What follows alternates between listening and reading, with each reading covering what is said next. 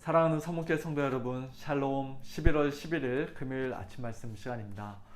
어제 목요일 아침에는 가을학기 커피 브레이크 여성 성경 공부 모임 마지막 시간을 가졌습니다.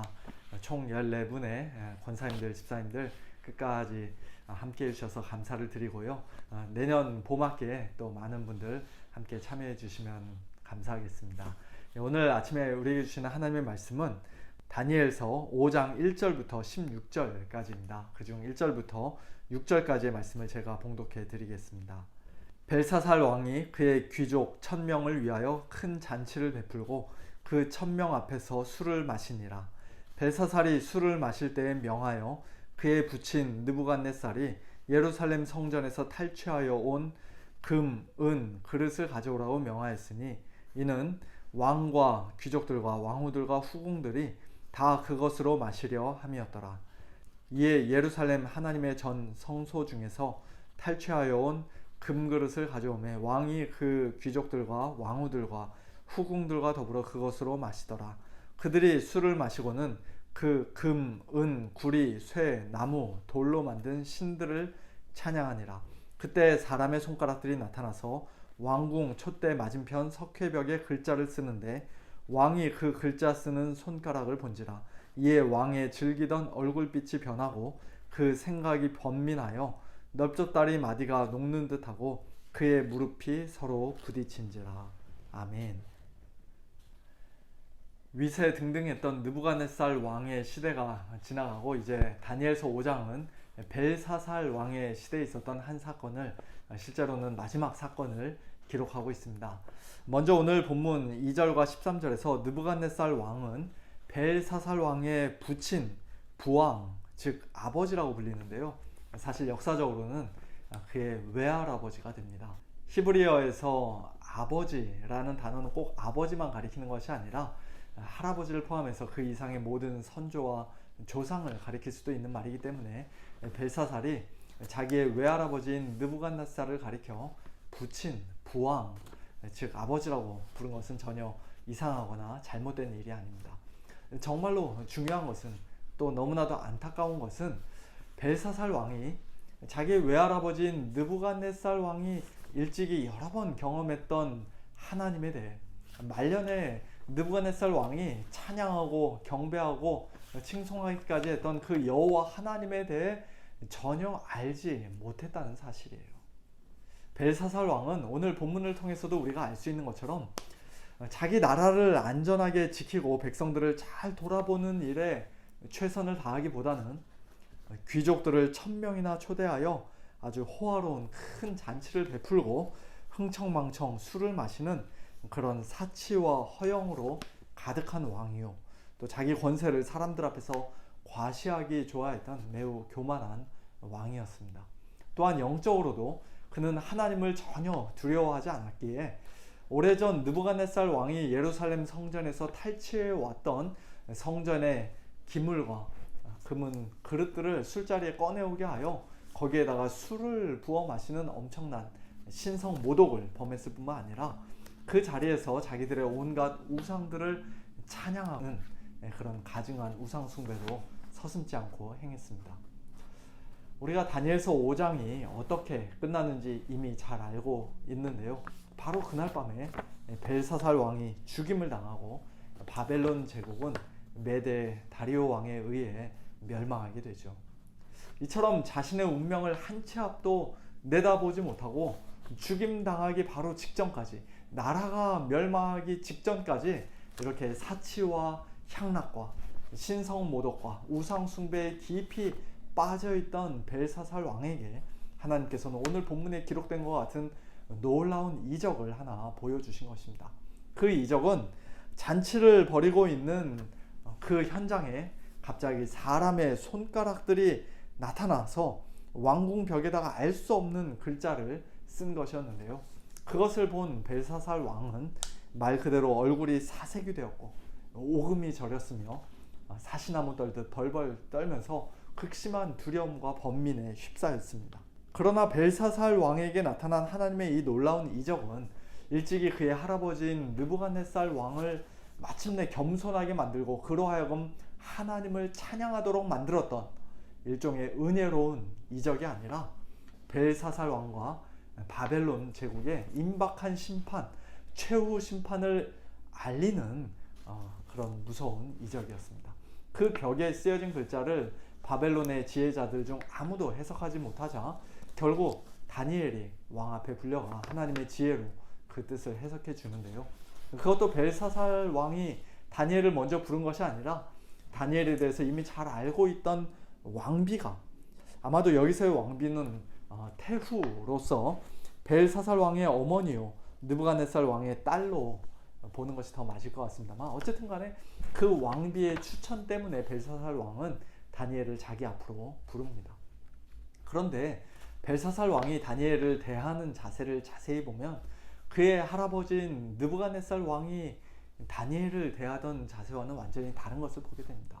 느부갓네살 왕은 오래전 다니엘이 소년이었을 때부터 그의 탁월한 지혜를 알아보고 그를 귀히 여겨 높은 자리에 앉혔던 반면, 벨사살 왕은 자기 앞에 서 있는 노인 다니엘에게 이렇게 말합니다. 13절, 네가 나의 부왕이 유다에서 사로잡아온 유다 자손 중에 그 다니엘이냐.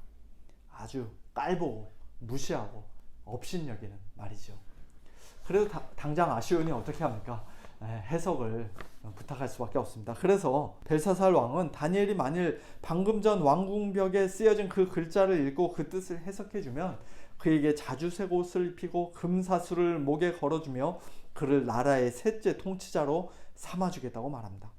하나님의 선지자요, 할아버지 때부터의 충신이었던 그 다니엘에 대한 기본적인 존중이나 존경이라고는 하나도 없이 그저 모든 문제를 자기의 돈과 권력으로 다 해결할 수 있을 것이라 생각하는 벨사살 왕의 아주 세속적이고 천박한 모습이 그대로 드러나는 장면이라고 할 수 있습니다. 그 말에 다니엘이 어떻게 반응했을까요? 그리고 그 벽에 쓰여진 글자는 도대체 무슨 뜻이었을까요? 궁금하신 분들은 내일 아침 토요 새벽 기도에 꼭 나오시기를 바랍니다. 저는 오늘 본문 말씀을 읽고 묵상하면서 창세기 15장 하나님께서 아브라함에게 하신 말씀이 생각났습니다. 그 유명한 횃불 언약을 맺으실 때 하나님께서는 아브라함에게 이런 말씀을 하셨죠. 내 자손이 이방에서 이집트에서 객이 되어 400년 동안 괴롭힘을 당하다가 4대 만에 이 땅으로, 가나안 땅으로 다시 돌아오게 될 텐데 그 이유가 무엇인가 하면 아모리 족속의 죄악이 아직은 가득 차지 않았기 때문이라고 말씀합니다. 다른 말로 하면 출애굽 이후 여호수아와 이스라엘 백성들이 가나안 땅에 들어가 그 땅을 정복한 것은 그 죄악이 이제 드디어 가득 찬, 완전히 꽉 찬 아모리 족속, 가나안 족속에 대한 하나님의 공의로운 심판이었다는 것입니다. 오늘 본문에서의 벨사살 왕도 마찬가지라고 할 수 있습니다. 그의 죄악이, 바벨론의 죄악이 이제 드디어 하나님께 심판을 받을 정도로 가득 찼기 때문에 오늘 본문에서 벽에 쓰여진 그 수수께끼 글자의 의미대로 말하자면 하나님이 이미 벨사살 왕의 나라의 시대를 세워서 그것을 끝나게 하셨고 왕을 저울에 달아보니 부족함이 보였으며 왕의 나라가 나뉘어서 메대와 바사 사람에게 준바되었기 때문에 그날 밤 즉시 하나님께서는 무서운 심판을, 공의로운 심판을 행하신 것입니다. 나라를 잘 다스리라고, 백성들을 잘 돌보라고 하나님께서 왕의 자리에 앉혀주셨는데 마땅히 하나님을 두려워하고 백성들을 사랑으로 돌아보아야 할 그 왕이 자신의 막중한 책임을 저버린 채 날마다 큰 사치와 향락에 빠져있고 공공연한 신성 모독을 행하고 온갖 더러운 우상 숭배를 저지르며 또한 하나님의 사람, 지혜로운 사람을 무시하고 경멸하는 것은 그 왕 자신에게 뿐만 아니라 그가 다스리는 나라 전체에도 굉장히 심각한 영향을 미치는 것이에요. 그 악한 왕의 죄악이 마침내 가득 차고 꽉 차는 날 하나님의 무서운 심판이, 공의로운 심판이 하룻밤 사이에라도 그 개인에게, 더 나아가 온 나라 위에 얼마든지 임할 수가 있는 것입니다. 지난 역사를 돌이켜볼 때 바벨론 제국뿐만 아니라 모든 제국들이, 예를 들면 이집트, 아수르, 페르시아, 그리스, 로마 등 당시에는 마치 영원할 것만 같았던 가장 강력하고 막강했던 제국들이 다 그렇게 역사의 뒤안길로 사라진 것을 우리는 이미 잘 알고 있습니다. 사랑하는 성도 여러분, 현재 우리가 살고 있는 이 미국 땅과 또 우리의 조국 대한민국을 위해, 특별히 두 나라의 대통령과 위정자들을 위해 오늘 아침 우리 모두 다시 한번 기도하기를 원합니다. 대통령과 모든 위정자들이 하나님 앞에서 정신을 바짝 차리고 남은 임기 하나님을 참으로 두려워하는 자들이 되기를 위해, 또한 자신들의 개인적인 욕심이나 당리당략을 따라 정치하는 자들이 아니라 정말로 국민들을 사랑으로 보듬고 돌아보는 그런 정치를 하는 자들이 되기를 위해 우리 성도들이 더욱더 간절히 열심히 기도해야 할 줄로 믿습니다. 국가 지도자들, 위정자들의 심각한 영적, 도덕적 타락과 공공연한 신성모독과 가증한 우상숭배와 또 하늘을 찌를 듯한 교만은 단순히 그들 개인만의 재앙으로 끝나는 것이 아니라 온 나라를 큰 어려움과 혼란으로, 심한 경우에는 멸망으로까지 몰아넣을 수가 있기 때문입니다. 로마서 2장 말씀처럼 오늘도 오래 참고 계시는 하나님의 인자하심과 용납하심과 길이 참으심이 풍성함을 멸시하는 자들이 아니라, 그래서 자신의 고집과 회개하지 아니한 마음을 따라 진노의 날, 곧 하나님의 의로우신 심판이 나타나는 그 날에 임할 진노를 열심히 쌓는 자들이 아니라 하나님 앞에 겸손히 회개하며 또한 국민들을 뜨겁게 사랑하며 하나님께서 맡겨주신 그 귀한 사명 충성스럽게 잘 감당하는 모든 위정자들이 될 수 있기를 위해 오늘도 우리가 기도할 때 하나님께서 저와 여러분의 그 기도를, 우리 모두의 기도를 기쁘시게 들으시고 또 응답해 주실 줄로 믿습니다. 함께 기도하겠습니다.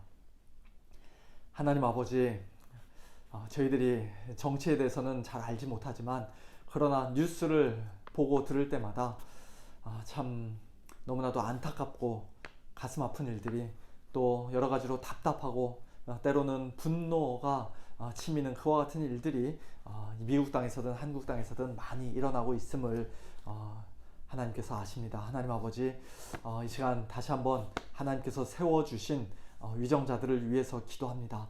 저희들이 손으로 뽑았고 또 때로는 저희들이 원하지 않는 자들이 그 위정자의 자리에 앉아 있을지라도 궁극적으로는 하나님의 크신 섭리 가운데 하나님께서 대통령들을 세워주시고 위정자들을 세워주신 줄로 믿사오니, 하나님 아버지, 모든 위정자들이 정말로 하나님을 두려워하는 가운데 또 국민들을 정말로 사랑하는 가운데 올바르게 정치할 수 있도록 저들의 마음을 변화시켜 주시고 또 필요한 지혜와 은사들을 하나님 부어주시기를 원합니다. 자신의 욕심을 위해서 정치하는 자들이 아니라, 탐욕과 허영에 빠져있는 자들이 아니라, 교만에 참 마음이 높아지는 자들이 아니라, 또 특별히 하나님을 향한 그런 신성모독이나 가증한 우상숭배를 행하는 자들이 아니라 정말로 하나님 앞에서 올바르게 정치하는 모든 정치인들 다 될 수 있도록 하나님 아버지 도와주셔서 우리가 살고 있는 미국 땅이 평안한 가운데 참 우리 모든 성도들 신앙생활할 수 있게 은혜를 베풀어 주시고, 또 우리 대한민국에서 들려오는 소식들도 참 하나님께 감사할 일들만 넘쳐나는 그와 같은 나라가 될 수 있도록 하나님 아버지 도와주시옵소서. 모든 것 주님께 의탁드립니다. 함께 하시길 원하며 예수님의 이름으로 간절히 기도하옵나이다. 아멘. 성도님들, 오늘도 하나님의 은혜 가운데 믿음으로 승리하시는 복된 하루 보내시길 바랍니다. 샬롬.